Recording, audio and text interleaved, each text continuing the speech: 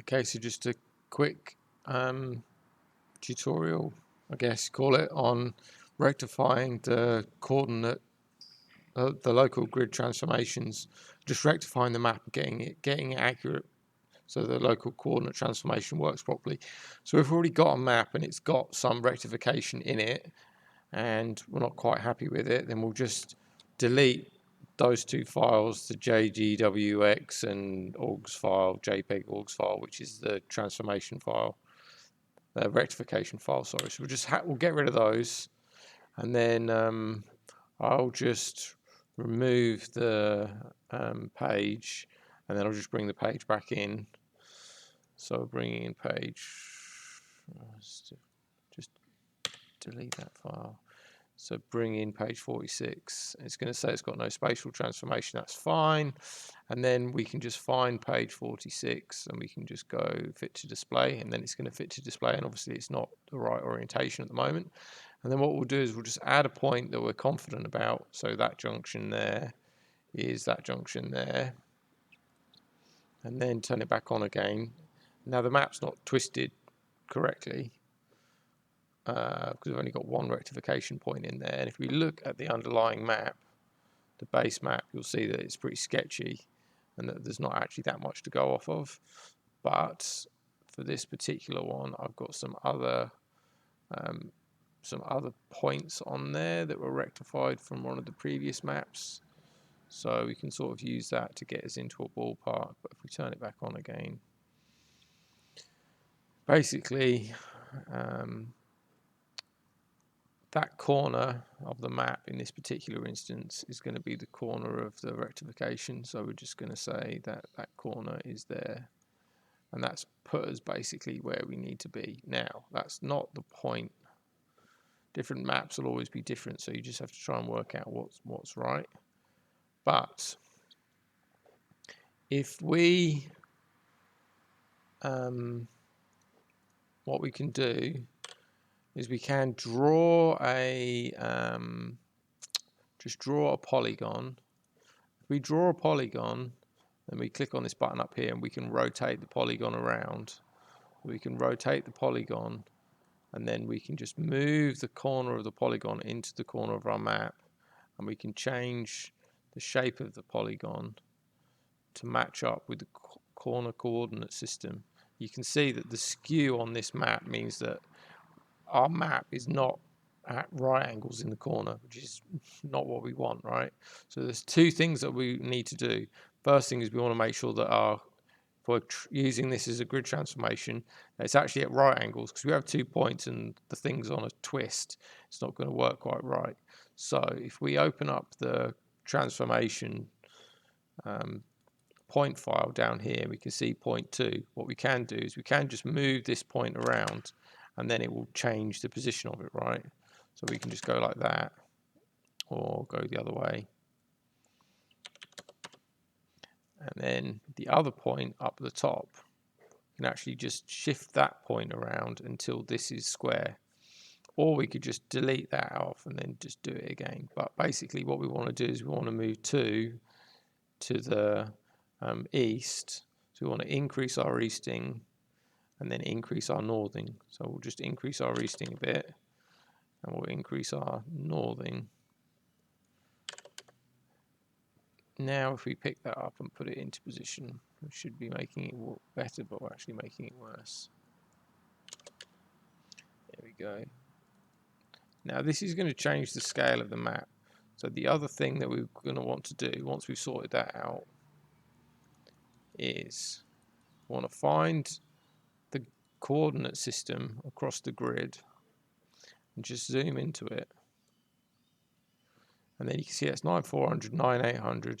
So just get your measure tool, measure from 400 to 900, and you can see that at the moment it says 432, so it's 32 meters out.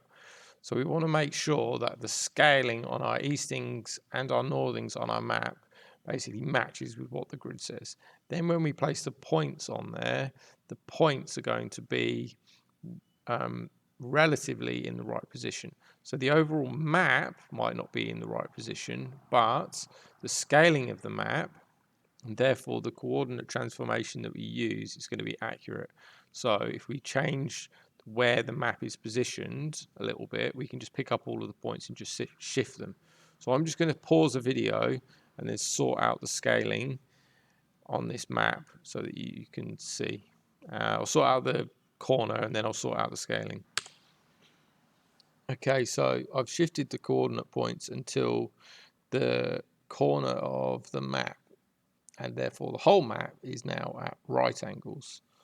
So once you've got the map at right angles, and you can adjust the point that you're less confident about. So if you're confident about the geolocation, the spatial geolocation of the point in that corner, but you're not confident about this because there's nothing to feature, then you leave that one alone and then adjust this one. Once it's at right angles, then the next job is going to be to adjust the scaling of the map. So if we measure from there to there, we should have that's 600, 800, 10,000. So we should have a distance of 400. We've got a distance of 420, which means that it's too big. So we'll just keep that right angle in the corner, but we'll just shift the map until the distance is correct. So we can basically pull the map in towards that direction, towards there, and shrink this down until it fits. Now, whether the points are 100% accurate in real world is kind of, well, we're trying to rectify them, but we're using this for a 2-point local grid transformation. So getting the scaling right means that all the points will basically, relative to one another, plot according to however we've geo-rectified the map, which means that we can then pick up the points and move them if the rectification changes, or we want to shift them a little bit. But if we don't do this and the map is twisted and the scaling's wrong, then it will get the points in the corners correct, but it will get all the other points wrong. They'll all be kind of on the piss. So I'm just going to shift the map until we get the scaling correct. I'll pause. Okay, so after I've tweaked it, if I measure this distance now, scaling's basically, so it's 402, it's meant to be 400, so it's close enough. And then on the other scale, on the other axes, it is, let me just zoom out a little bit, there we go. So you can see that the scaling on that says basically 402, 401, something like that. So it's basically within tolerance. So now we'll just update the geo-referencing, and then what we can do is we can zoom into this corner, and then we can change the position of this box so that the box basically goes up, and the corner of the box is going to line up with those coordinate systems, coordinate points on the map, and then we can use that corner point of the box as our transformation point. So that corner of that box is going to be that coordinate, and then we can do the same in the other coordinate in the other corner. So if we open up the attribute table of our grid transformer and we just start editing that, and then we can just add a point, and then we can just add our point onto that corner, and then we know that we're fairly accurate, that corner is basically that position.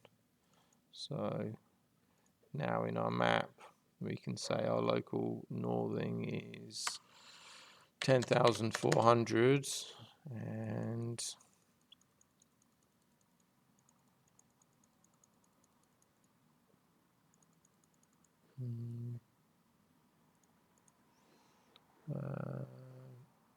just make this transparent.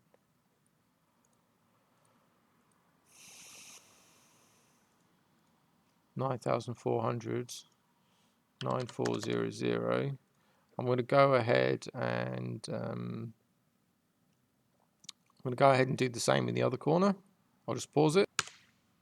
All right, cool. So now we've got 2 points on our local grid, and we're looking at this Rosemont grid here. Got 2 points as far apart as possible, bottom left, top right, with the local coordinates in there. And we know that our map is square and our scaling is true. So if you were to measure that distance in AMG metric system, it would have the same distance as it would in this local distance, and that's what we want, and that'll get the scaling correct. And then also, because the angles of the grid is at right angles, which it should be, that means that the map is scaled and skewed, positioned correctly. And then we've just increased our accuracy a little bit by using these little square things just to line up.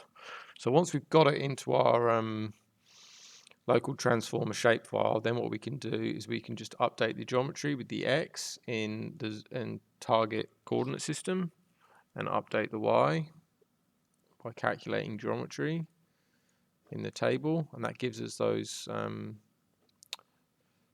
the local coordinates and those coordinates, and then we've got the map that it came from, and we've got the name of the grid. So if we highlight those two, we can then export this out, just dump it out as a CSV, changing it to a text file, changing the thing to a CSV, and then we'll call it transformer.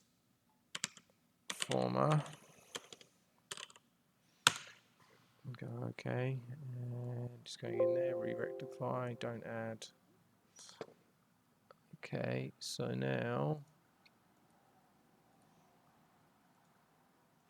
what we end up with, we have a CSV in here. We have the thing that we just made, which is the local grid transformer with the Rosemont grid, and we're going to use that to do the local grid transformation. So I'm going to pause this video here, and then I'll do another one where we actually take what we've just created in terms of the 2 points, put in our coordinates we want to transform, and we'll transform them out. So I'll just stop the video here.